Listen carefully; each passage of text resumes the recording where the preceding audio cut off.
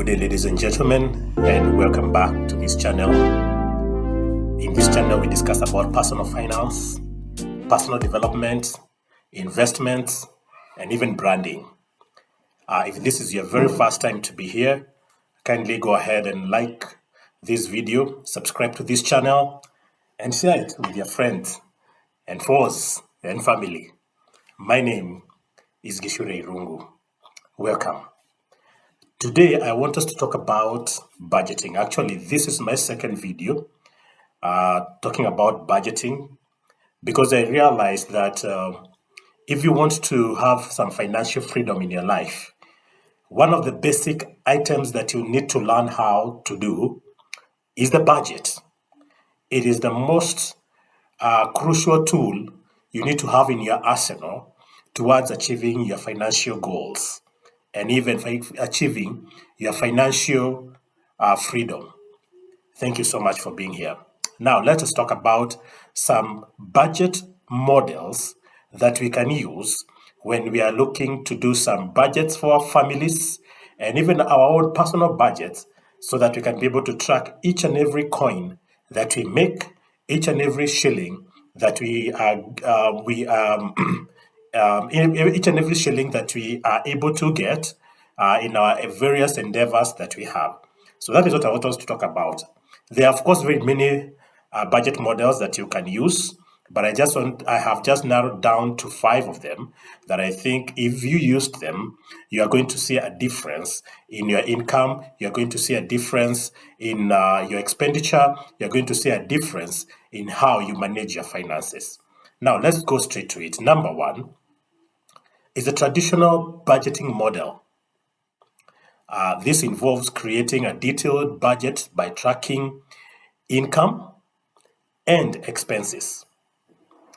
The first thing that you do in this particular model is list all the sources of income that you have.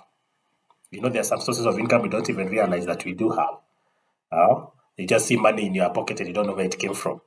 And then you categorize your expenses into essential categories such as housing, groceries, utilities, rent, mortgage, school fees, and such. And also categorize your expenses into discretionary categories such as entertainment, dining, hiking, and all those kind of things. It's very interesting. After you do this, you allocate a specific amount for each of the category, and then you track your actual spending against the budget. So you put down your budget, it is this much, it's going to be this much. And after that, after you put down your budget, then every time you spend, you come and tick against it or write against it the actual amount of money that you have actually spent on each of those expenses or the categories of the expenses.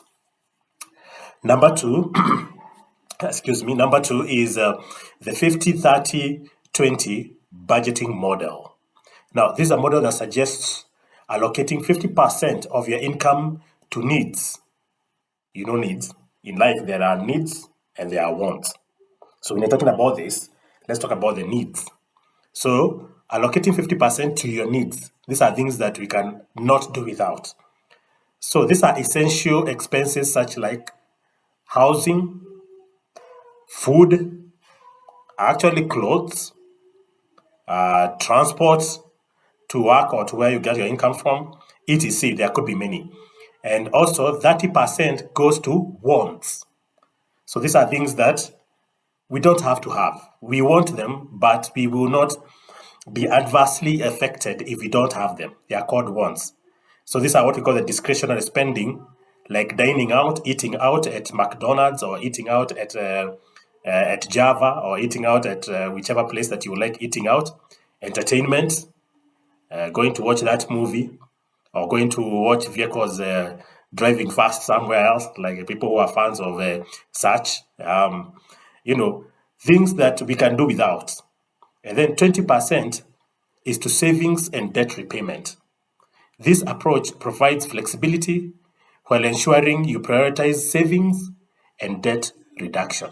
Because in life, you have to make sure that you keep reducing your debt. Otherwise, it can choke you.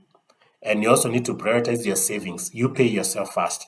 So it makes sure that you are able to save at least 20% of your income. And you're also being able to take care of your debt obligations. Then you have financial freedom. Number 3 of the models that we can use in budgeting is what we call the zero-based budgeting model.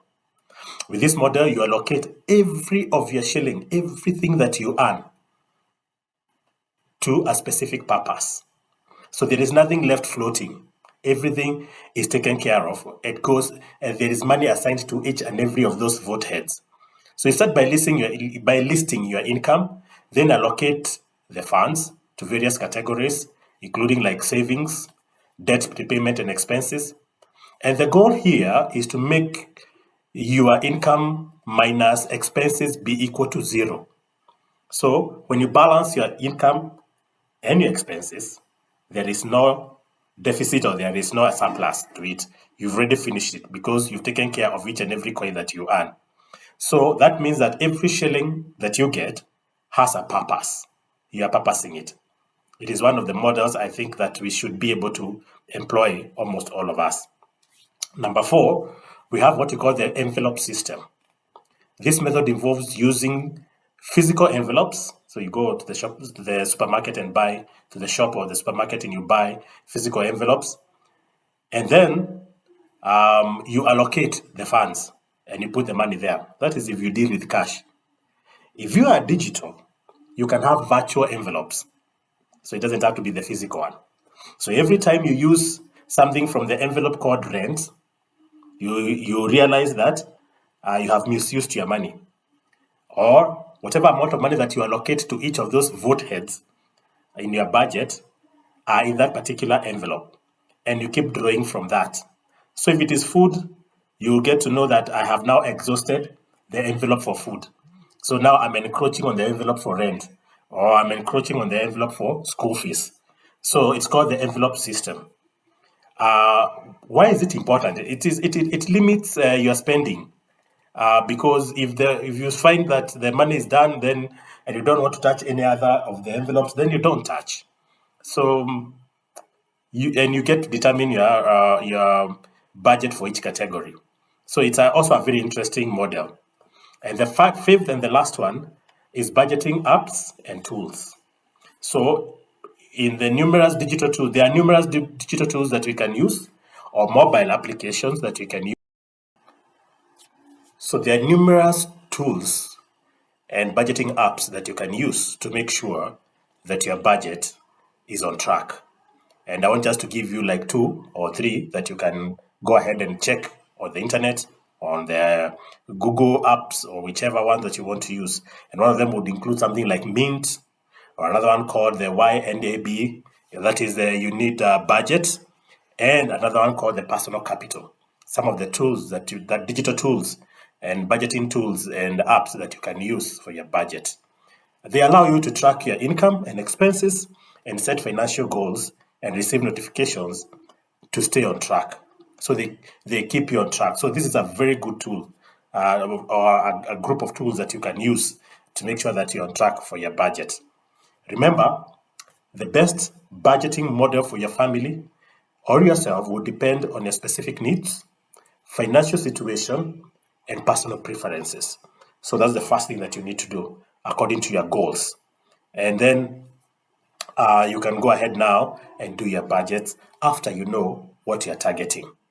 Thank you so much for staying up to the end of this video. My name is Ishure Irungu. Keep watching, and if you have not subscribed, please go ahead and subscribe to this channel. Go ahead and like this video and share it. Adios. God bless you. See you in the next video. Bye.